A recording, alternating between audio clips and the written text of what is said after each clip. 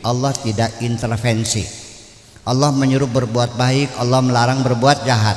Kalau dia berbuat baik atas pilihannya akan dikasih pahala. Kalau dia berbuat jahat atas pilihannya diberi siksa. Kalau Jabariyah semuanya Allah yang menentukan. Assalamualaikum warahmatullahi wabarakatuh. Terima kasih atas diberikannya kesempatan dan waktu kepada saya. Saya hanya ingin menanyakan tentang, saya pernah baca dalam sebuah buku yang berjudul Islam dan Kebatinan. Di situ saya baca ada dua kitab, yaitu kitab Darbo Gandul dan Katoloco. Di situ bahasanya pakai bahasa Jawa yang tidak saya mengerti. Namun ada salah satu kutipan, yaitu Dzalikal Kitabu. Di situ keterangannya, mohon maaf, bahwa kalau tidak salah bahwa Allah itu diibaratkan seperti alat vital seorang laki-laki. Itu. Jadi kami mohon penjelasan Buya dengan apa yang kami baca dalam kitab Darmo Gandul dan Katoloco itu. Kami ucapkan terima kasih. Zalikal Kitabu. Iya, di situ ada keterangan begitu.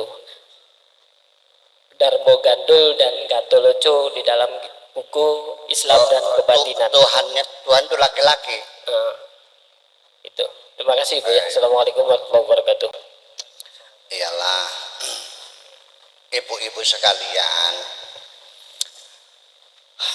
ini kita jangan buru-buru. Ini negara kebatinan, bangsa dukun, bangsa jimat, kan menjadi ruwet ini. Beli peragat-peragat ketukaran bahaya. Umat Islam bisa nggak sih berhenti bertengkar? Lu rebutan apa sih? Rebutan surga? Deke siapa? Iya kan? Jangan mengklaim aku masuk surga. Jangan mengutuk orang masuk neraka dong. Kita doakan semuanya masuk surga semuanya. Kan enak gitu. Jadi ini pasal kebatinan, Tuhan itu segala macam, kita bicara rumah aja lah. Begini ya, kalau Tuhan mah ya nggak laki nggak perempuan, emangnya seperti apa sih? Jadi begini, sampai umat Islam sendiri pada umumnya itu ketika mendeskripsikan Tuhan, itulah terjadi mazhab-mazhab itu. Jabariyah, Qadariyah, Ahlussunnah wal Jamaah, Murji'ah, kan begitu. Itu persepsi mereka tentang Tuhan yang berbeda-beda. Mu'tazilah mengatakan Tuhan ini, Allah itu menciptakan manusia, diberi akal, diberi pikiran, diberi hati, diberi anggota badan, diberi energi, diberi roh, berjalan sendiri. Allah tidak intervensi. Allah menyuruh berbuat baik, Allah melarang berbuat jahat. Kalau dia berbuat baik atas pilihannya akan dikasih pahala. Kalau dia berbuat jahat atas pilihannya diberi siksa. Kalau Jabariyah semuanya Allah yang menentukan. Kalau ahli sunnah ada qada mubram, ada ghairu mubram, ada yang ini filosofis semuanya itu. Saya kira walau bagaimanapun udahlah, kita nggak usah saling menyalahkan. Pada beli baru ya barangnya. Iya kan? Nah, sampai di dalam Al-Quran sendiri ketika ada cerita dialog antara Allah, Adam, Iblis dan malaikat, dikiranya itu Allahnya duduk di sana, malaikatnya di situ, Adamnya di sini, terus tuding-tudingan kan perasaan. Begitu kan dalam imajinasi, maka seperti itu. Memangnya Nabi Adam melihat Allah? Memang Iblis melihat Allah? Memang Malik melihat Allah? Siapa yang pernah melihat Allah? Udah nggak usah jauh-jauh. Ibu-ibu bisa ngelihat sembahyang nggak? Bisa ngelihat sholat nggak? Sholat bisa dilihat nggak? Yang dilihat apa? Orang yang sedang sholat. Di sekitar kita ini Banyak yang tidak dilihat. Kalau kentut mah tidak bisa dilihat, tapi kan dicium bisa. Ya kan begitu.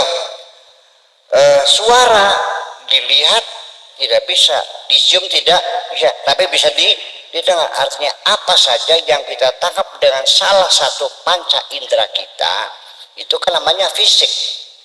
Betul enggak? Kalau yang benda-benda kelihatan mata, ini namanya fisika konvensional.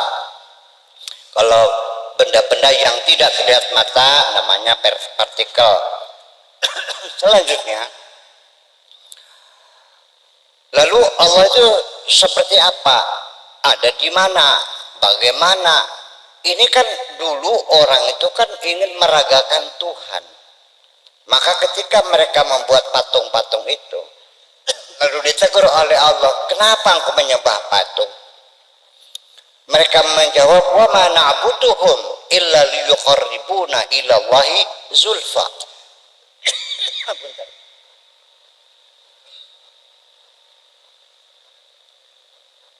Kami tidak menyembah berhala. Itu hanya mediator saja kok untuk mendekatkan diri kepada Allah. Itulah makanya agama-agama yang Tuhannya kelihatan mata berbentuk berhala, ketika mereka melakukan ritual sembahyang itu bisa nangis, Bu, karena betul-betul kelihatan Tuhannya. Tapi orang Islam jarang yang sholat sambil nangis, Bu. Apa sebabnya? Nggak kelihatan. Nah, itulah makanya Tuhan tidak usah diimajinasikan, laki atau perempuan, besar atau kecil, jangan dimasukkan warnanya kayak apa, merah, putih. Tuhan di luar kemampuan akalmu menjangkau. Paham? Tuhan tidak bisa ditangkap dengan panca indramu. Allah itu ada. Allah kalau ingin membuat sesuatu, innama amru idza arada syai'an ayyaqula lahu kun fayakun. Jadi artinya sudah, jangan laki atau perempuan, besar atau kecil, rambutnya keriting atau lurus, dia jadi secara fisik. Tuhan itu bukan seperti itu. Dia ada di mana saja, tidak ada ruang-ruang kosong, tidak ada Tuhan. Semua Tuhan ada. Di mana kedekatannya lebih dekat dari urat nadimu. Paham deh? Saking parkes sampai berikaton. Allah itu zahir. Nih, saya mau nanya, kolong adanya di mana? Ada di mana kolong? Kolongan ini ada kolongan. Ini Sorapa, Soramben. Longan anak beli. Ada nggak longan? Ada. Di mana? Di bawah ranjang. Ranjang ada, longan ada. Yang wujud hakiki itu ampin apa longan? Ketika ampinnya diangkat, longannya perginya kemana? Jadi wujud kita ini ibaratnya sama dengan longan. Adanya ini itu keberadaan yang nisbi. Kita ini sebetulnya nggak ada sebetulnya. Kita ini bayang-bayang, kita ini longan sebetulnya. Yang ada hanya Allah kok. Jadi ketika kita ingin membuktikan Allah, jangan mencari bukti. Nggak mungkin ada bukti. Allah tidak bisa dibuktikan dengan alam ini. Percaya nggak? Karena Allah itu wajibul wujud. Wujudnya hakiki. Tapi kalau alam ini minal mumkinat. Biar terminologinya. Mumkinat. Tidak mungkin mumkinat dijadikan dalil kepada wajibul wujud. Mumkinatul wujud tidak bisa dijadikan dalil untuk membuktikan keberadaan wajibul wujud. Kita membuktikan amben bukan dengan longan. Oke, kita belajar tauhid, Bu, ya, belajar dulu ya. Percaya Allah ada. Mana buktinya? Ada langit, ada bumi, betul. Cek seperti itu. Ini untuk anak-anak kecil. Yang SD kelas 1 sampai kelas 6 padu asal manjing. Tapi kita yang sudah kaplak-kaplak ini, ngerti kaplak kok? Iya, jangan jadi anak kecil lagi, pakai logika dong. Masa langit bumi sebagai bukti adanya Allah? Gimana, nggak mungkin. Ini kerapuhan sekali, rapuh sekali. Oke, kita uji. Sebelum Allah bikin langit, bikin bumi, alam ini kan baru terjadi teori Big Bang oleh George Lemaitre. Itu kan 14 miliar tahun yang lalu ada ledakan besar, ya, sehingga berkembang menjadi extending universe, alam semesta yang mengembang semuanya. Alam ini mengembang, ya, bintang-bintang itu mengembang. Ada yang mendekat menjauh. Dari mana kita bisa tahu bintang itu mendekat atau menjauh? Kita pakai kaca reflektor. Nanti kita lihat cahaya bintang itu. Kalau bintang itu berwarna merah, berarti bintang itu menjauh. Kalau bintang itu warnanya biru, maka bintang itu mendekat. Alam semesta terus mengembang. Itu umurnya baru 14 miliar tahun. Nah, sebelum adanya Big Bang, sebelum Allah bikin langit bumi sisinya, Allah ada enggak? Ketika saya tanya, Allah ada enggak? Buktinya mana? Engkau akan kehilangan bukti. Ketika ditanya Allah ada atau tidak, ketika Allah belum bikin langit bumi, Anda tidak punya bukti. Oke? Paham lagi ya? Kedua, apabila nanti kiamat langit bumi digulung semuanya, dan Allah berkata, limanil mulkul yaum, siapa yang paling berkuasa di sini? Sudah nggak ada makhluknya. Lalu Anda, saya tanya, masih yakinkah Allah ada? Mana buktinya? Melongo nggak? Kenapa melongo? Nggak ada langit, nggak ada. Anda akan terpaksa mengatakan Allah tidak ada, karena buktinya nggak ada. Allah tidak perlu dibuktikan, tetapi dengan Allah sebagai bukti membuktikan adanya alam semesta ini. Jadi kita ini ibaratnya kayak longan, tapi jangan diterusin nih. Jorebu ya, gusol tuh kayak amben, ngaco sih remah. Jangan menyimpulkan sendiri. Nah, artinya nanti ketika Anda nanti di akhirat ditanya oleh malaikat, mana buktinya Allah? Bingung. Tapi saya membuktikan adanya Allah bukan dengan logika saya, tapi dengan rasa saya. Ketika malaikat menanyakan, engkau yakin Allah ada? Yakin. Mana buktinya? Aku yang merasakan, wahai malaikat.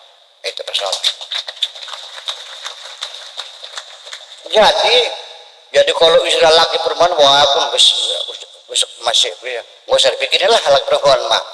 Nah, cuman ini kebatilan ini mungkin arahnya nanti masalah jimat-jimat, masalah jampi-jampi, itu begitu kan lagi digencar ya kita. Termasuk saya juga di di internet itu kan, setelah saya melihat video Buya Sakur, saya kagum, ceramahnya hebat-hebat, tetapi begitu dia praktek paranormal, ternyata Buya Sakur musyrik.com. Ngomong apa gitu? Udahlah, saya tidak akan marah, insya Allah mangga. Selaku anak masanya watak. Jadi saya menghargai orang yang mengatakan, karena saya bikin jimat bu, bukan jalur kemat kalau karena mana baik. Nah, ini menjadi persoalan bikin jimat itu musyrik, karena meyakini selain Tuhan ada punya kekuatan yang lain, namanya jimat, menjadi musyrik. Oke, saya paham.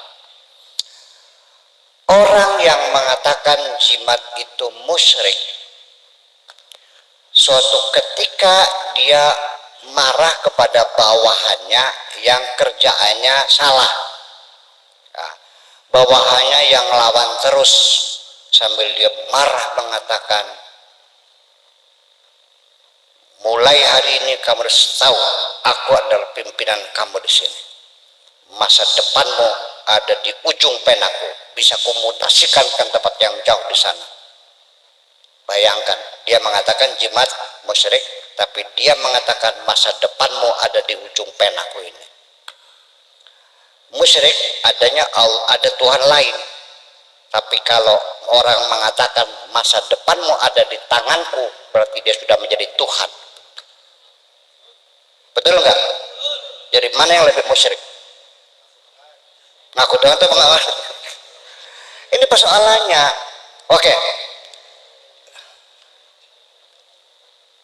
Bapak-bapak, saya kasih jimat. Masuk hutan. Ada macan, ada ular, ini anti anti macan lah, anti bisa lah gitu. Artinya tegar nggak? Tegar. Oke, satu orang lagi saya kasih senapan, masuk hutan. Lebih tegar mana? Bawa senapan apa bawa jimat? Dari mana yang lebih musyrik? Oke. Oke. Ibu-ibu bawa uang 50.000 ke Grage Mall, ke mall, supermarket. Karena tujuannya beli softtek. Uangnya 50.000, melakukannya kan dulu. Enggak celingak-celingok enggak. Ya, belum bayar, udah keluar lagi. Ya. Tapi begitu bawa uangnya banyak, lakukannya talang, teleng. Gaya enggak? Dengan uang juga engkau semakin berani kok. Kalau begitu uang musyrik enggak? Ini yang jadi persoalan. Nah ini saya katakan ujung-ujungnya mah kebatinan, kejawen, wiwitan, apalagi segandung, seperti ya macam-macam lah gitu. Stop. Jangan pernah memusyrikan siapapun, jangan mengkafirkan siapapun, itu wilayah Tuhan. Terima kasih.